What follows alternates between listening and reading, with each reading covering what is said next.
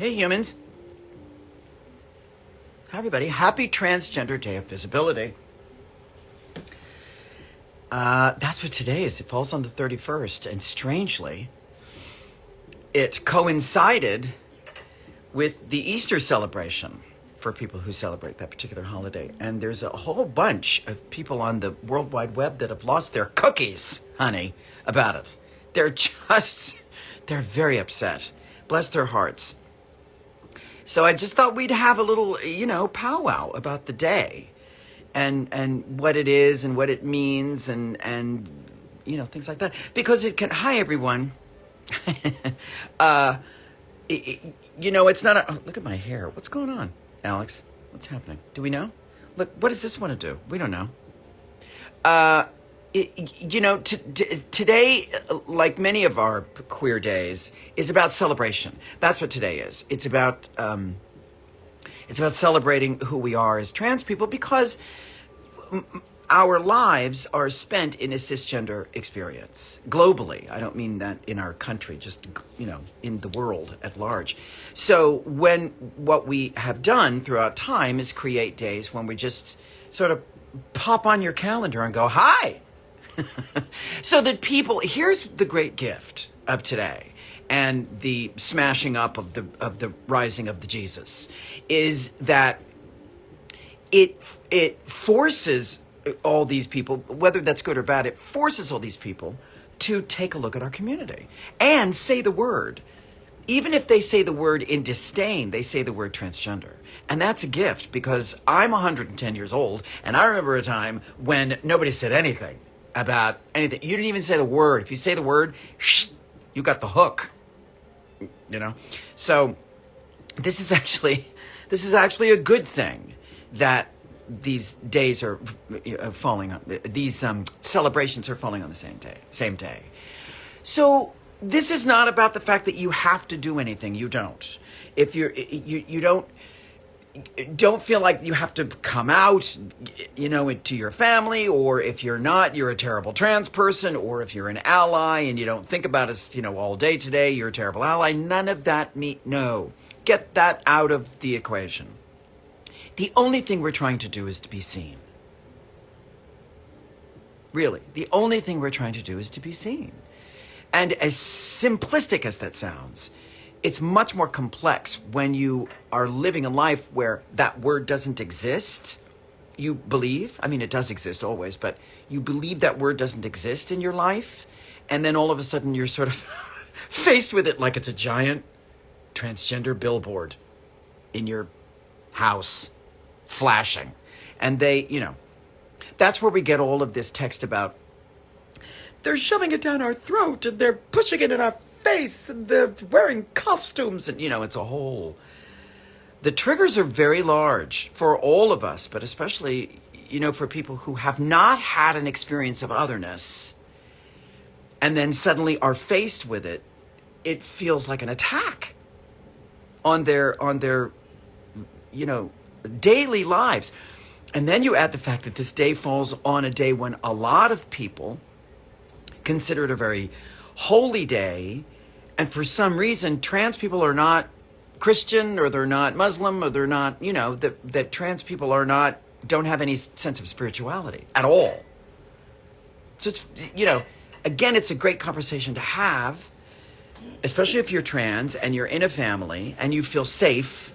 That's the number one thing. Only if you feel safe to have the conversation about what you believe and what you don't believe, just as a trans person.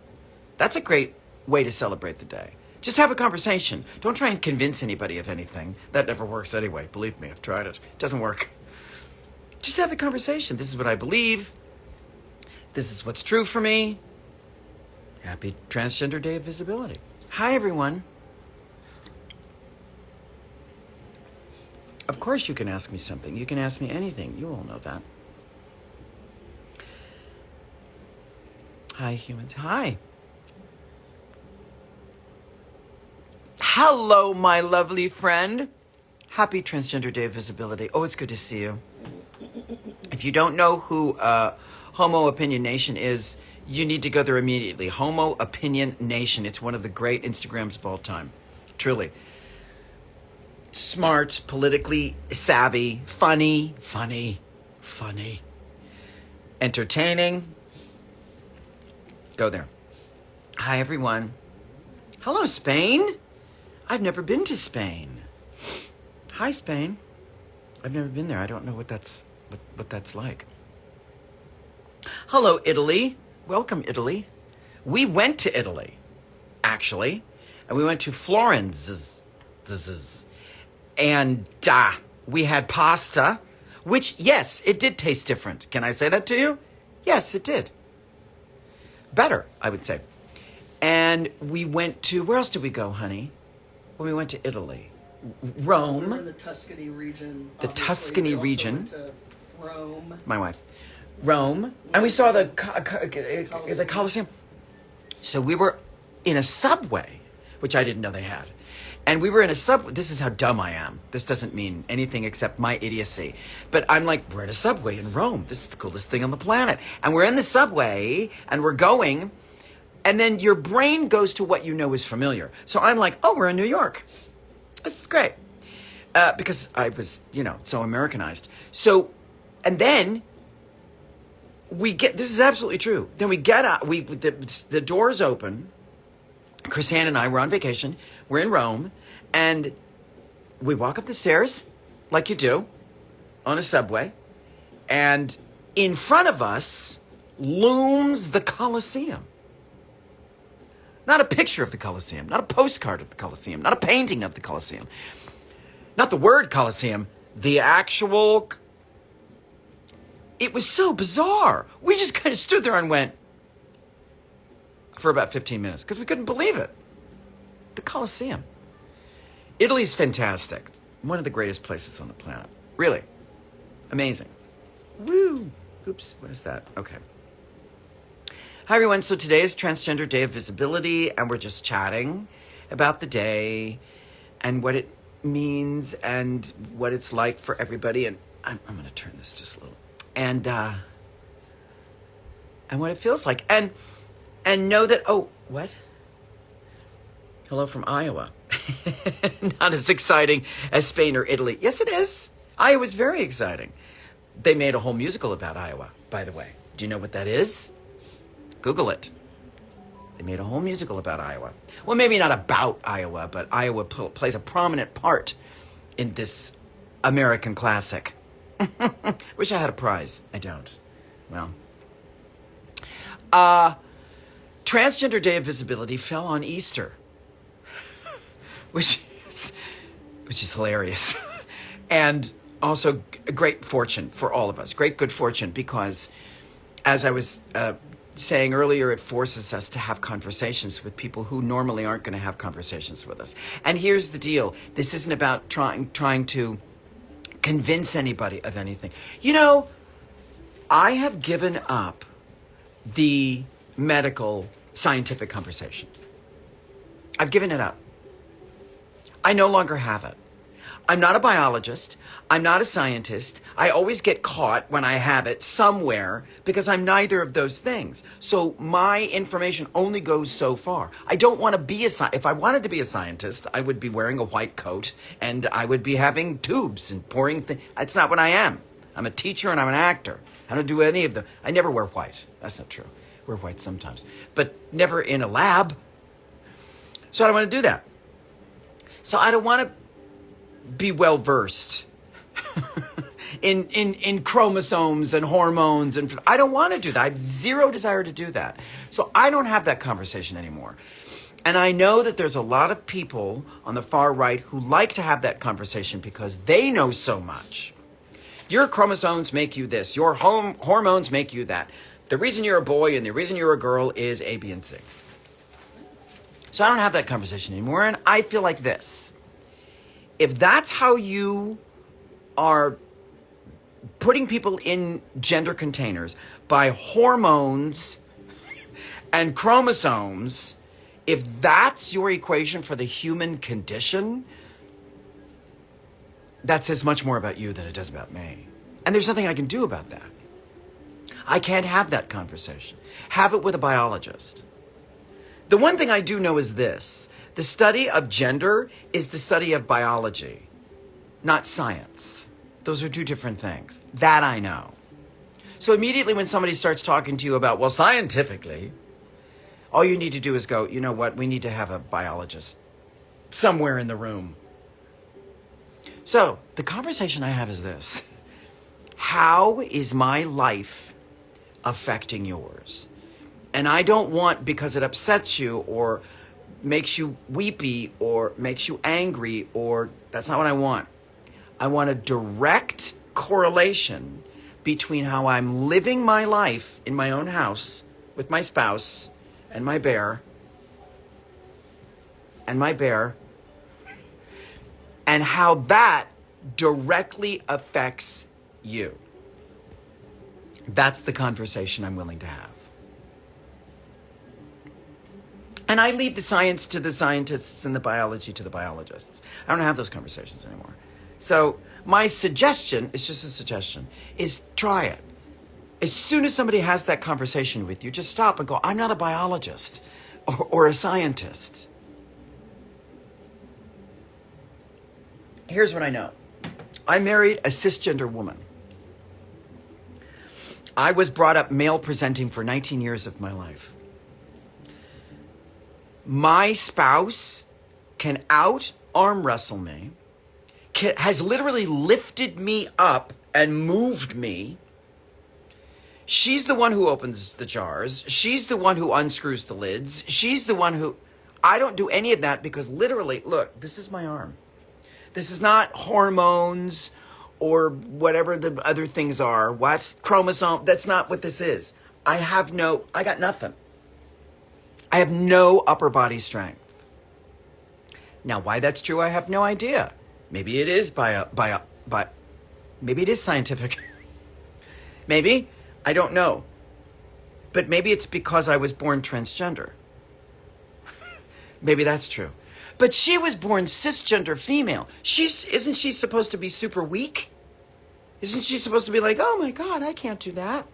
It's too big. It's too large. It's too heavy. And she's no spring chicken. And I'm telling you, she can still lift things. She's like, hey, come here. Help me lift this car up so we can park. She still lifts things up. So this whole idea that trans women shouldn't play in cisgender females' sports teams is ludicrous. Here's what I think. You have a height and a weight class in wrestling. Everybody has that. That's all you need. That's it.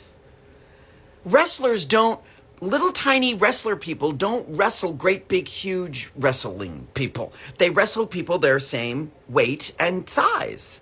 It's called class. It's like you go in you wrestle the same class. Do that with sports, every single sport. Football, baseball, basketball, tennis, golf, all of them. Forget gender. Just everybody play in their own size and shape. I don't understand how this is supposed to be rocket science. Anyway, that's not a conversation about biology. That's just a conversation about common sense. I'm not talking about chromosomes and hormones and all those things. I'm talking about how tall are you? How much can you lift? Oh, look, the sun's coming out. The sun will come out tomorrow. I know you're asking me so many things and I'm just rambling. Happy Transgender Day of Visibility, everybody. My hair. I'm sorry I keep futzing with my hair, but okay, I won't do it anymore. There are differences in muscle building which had to do with testosterone. Okay, I believe you. Great. So let's just put everybody in size and shape class. I mean, that's great. I'm sure that you're right. Let's just do that. How is my daughter, my cisgender daughter, who's 5'6" and weighs 120 pounds, playing tennis against your transgender daughter, who's 5'6" and weighs 120 pounds, a crime against you? How does that affect? I don't understand. I don't understand the bridge. And I don't understand how the two girls, the trans girl and the cis girl, who are the same weight, size, and shape, how it's unfair for either of them. Explain that to me. Without using hormones or chromosomes. Just explain it to me. Don't talk about science. You're not a scientist. I hate to say this, but you don't know what you're talking about. You know as much as I do. So let's not have that conversation. So I need an explanation as to how does that affect the two women? How does that affect the team if everybody's the same size and shape? Hi, everybody. Oh, hi, Eric. Today is Transgender Day of Visibility, and we're talking about what that means and the fact that it fell on Easter. Happy Easter. Here's a schmangy for your hoo-ha blah. Happy Easter. And the boop, boop, boop. We're going to watch that later today. That's Easter Parade, by the way. It's a terrible, terrible version of Easter Parade I just sang. Hello, my friends. It doesn't. Thank you. Thank you, Jay McKenzie. Happy Trans Day of Visibility. Oh, you as well, my friend. You as well. Today, this year, Transgender Day of Visibility fell on Easter.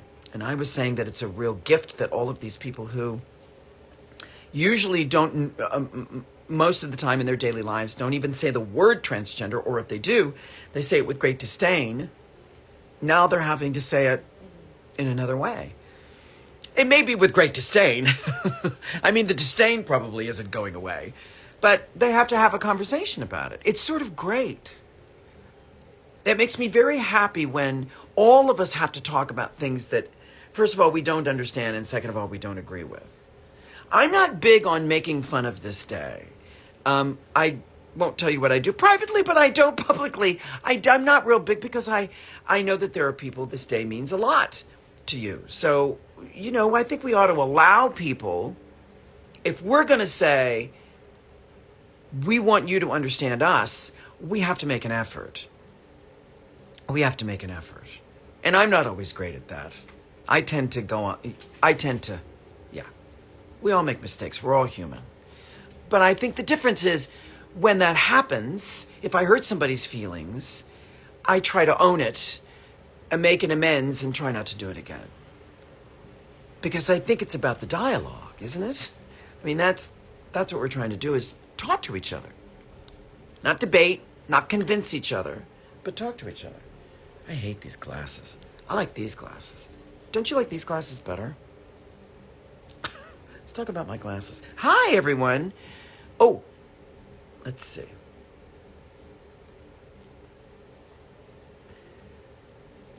Do you believe... take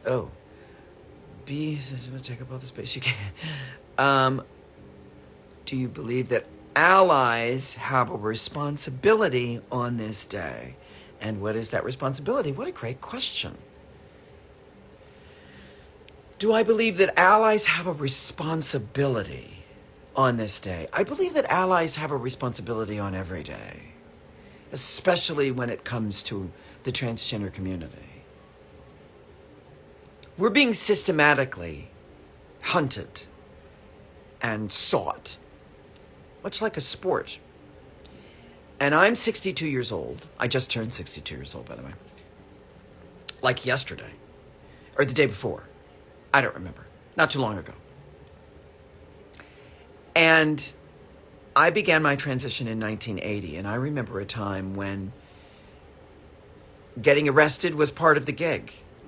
Because what I was against the law. There were laws on the books called in this country called decency laws. And they were aimed mostly at men, quote-unquote men, who dressed as, quote-unquote, women.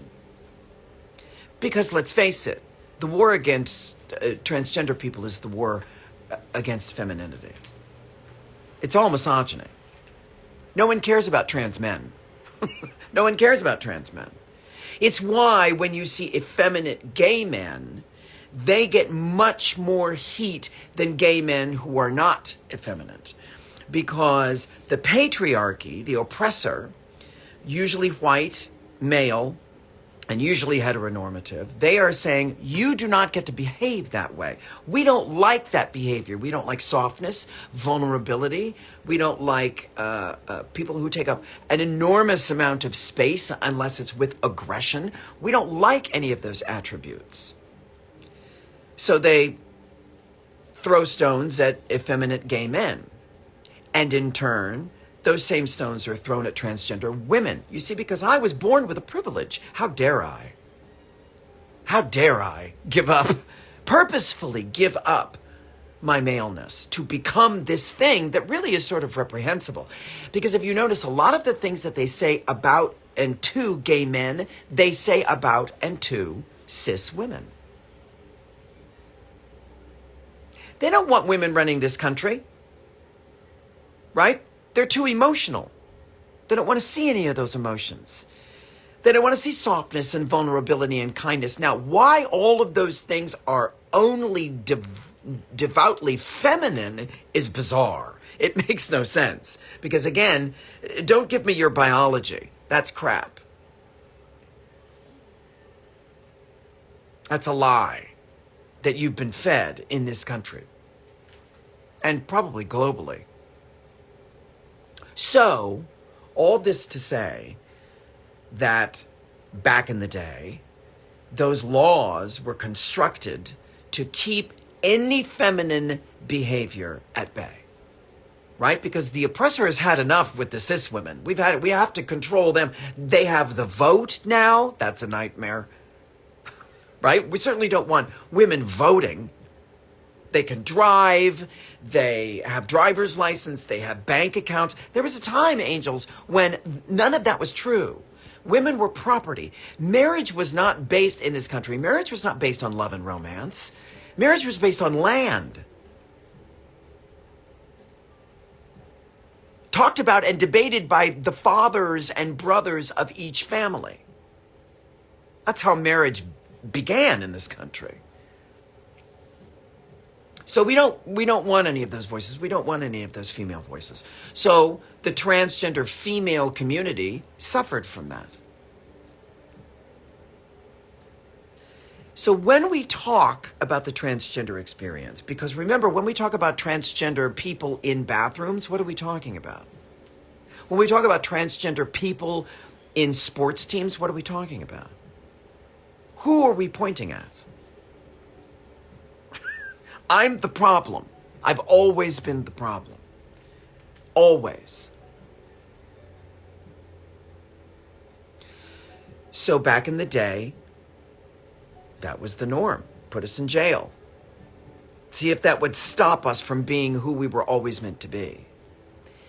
The difference between back then and now, and I can only talk about, 40 years from now, or 40 years ago.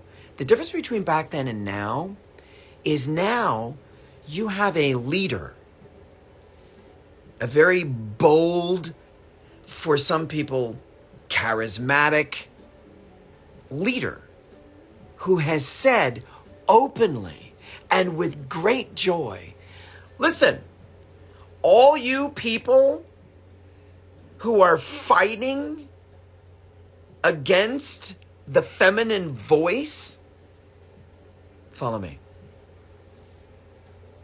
Because I'm going to create a path for you to be so loud and take up so much space, nothing is going to stop you. And he did. And it has. And that's the difference now, is you have a large contingency of people. These aren't new people. These aren't people who are saying new things. These aren't new ideas. These aren't new phrases. These aren't new speeches. None of this is new. I've heard all of this shit my whole life. I've been talking about bathrooms and my genitals with total strangers for 40 years. So this isn't new. I have to tell you something really interesting. So I posted something on Threads. I don't know if you're on Threads, but I posted something on Threads a couple of days ago about Biden and the fact that he kind of chickened out a little bit for a minute when he was talking about the sports transgender humans in sports and kind of said, it's a little tough right now. I don't want to have this conversation. And I posted something that said, Joe Biden doesn't always have our back. And I have been dragged through. I said nothing about, anyway, that's all I said. And my character has been assassinated over and over and over. But here's the interesting thing. Most of the people, because I read a lot of them, not all of them because they were triggering and extremely hurtful. Most of the people that were talking about what a terrible person I was, and what a phony I was, and what a hypocrite I was, and why would I get so upset, and what about the other guy? And instead of dealing with the actual issue, they deflected. Most of those people were cis people. Most of those people that were talking about my experience, my triggers, my life, and how I navigate it, were cis people. Whether they're liberal or conservative or whoever they voted for is inconsequential. The fact of the matter is, once again, cis people are speaking for me. You can't do that. You shouldn't do. That's not you. Who do you think you are? Who do you think you are? That was a big one. Who do I think I am?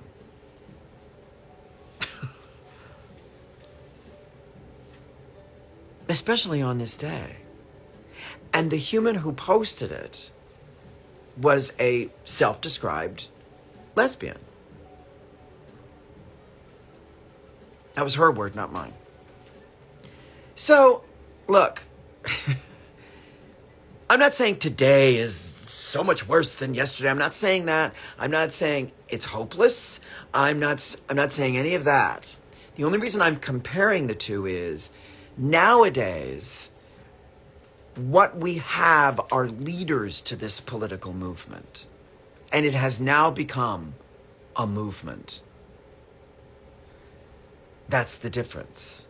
So when days like this happen, when we have a day where all we're saying is, we're here. The word visibility should be underlined. We're here. We're not coming to take over your house. We're not going to turn your children. We're not doing any of that. All we're saying is, we're here. Which happened to fall on a holy day. Which I think is all about redemption and rebirth and transition and forgiveness. So why not, instead of creating animosity, instead of taking something and putting it under a magnifying glass so that all of us can look at what's awful about it, instead of doing any of those things, why don't we see what's similar?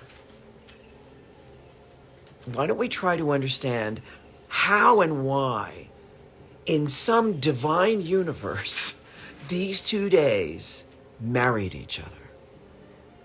They held hands with each other. This day about a group of people who just want to be seen fell into the container of a group of people who want to be forgiven. What if we looked at that? So do allies have a responsibility on this day? Yes. And every day. Just like trans people have a responsibility on this day and every day. And I say that to trans people who are safe, who live in a house that's safe, in a neighborhood that's safe, in a community that's safe, in a state that's safe. We have to be mindful of each other so that these conversations can be had. if you're in a place where you cannot have these conversations because you're worried about your physical health, the brave thing you can do in that case is to say nothing. That's the thing you're doing. Yes, that's the thing you're doing. That's the responsibility, to stay safe. That's the responsibility.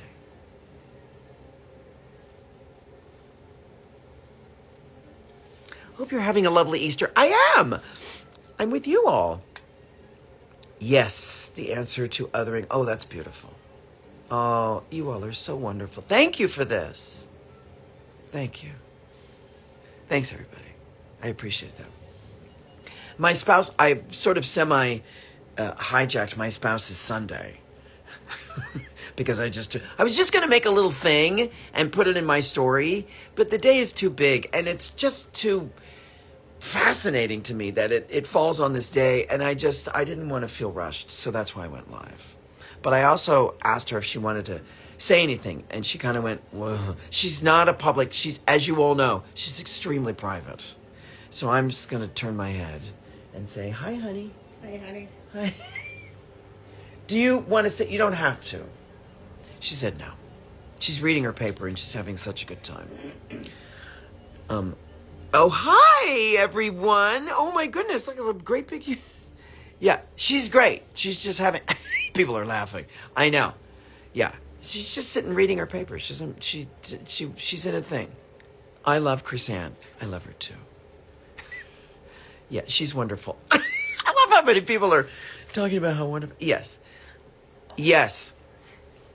You know, it's funny. We do. And I think the reason we celebrate so much, and I mean, it's not always perfect. She's annoying. I have to tell you. Wow. Well, it's true. She can get on my nerves like I can get on her nerves. I mean, it doesn't always, I'm much easier to live with than she is. I'm much easier to live with than she is. Anyway, so oh my God, it's a rainstorm. Is it raining where you are? Holy crap. So we celebrate because it took us a long time. It took us a long time to find each other in a place. Too long. It took us a long time. So we're unbelievably grateful. Even times when things aren't going great, we go, okay, it's gonna be fine. It's gonna be fine. Because time is precious, first of all. And second of all, we don't waste it. Ever. So yeah, we do. We celebrate each other like crazy. Oh, you're so wonderful. There's a lot of questions, but I think I'm going to go. I just wanted to say Happy Transgender Day of Visibility to you all. For those who celebrate, Happy Easter. For those who aren't doing anything, my suggestion is to turn on your television machine and watch Easter Parade starring the great Judy Garland and the even just as great Fred Astaire and the great Ann Miller and Peter Lawford. And by the way, Ann Miller was 22. She was not 20. I know. She lied about her age when she first came to Hollywood, because when she came to Hollywood, she was 14. So she had to tell everybody that she wasn't, because she was underage. Crazy, isn't it? I know. So Easter Parade, that's a good idea.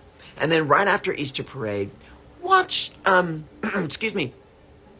watch The Song of Bernadette.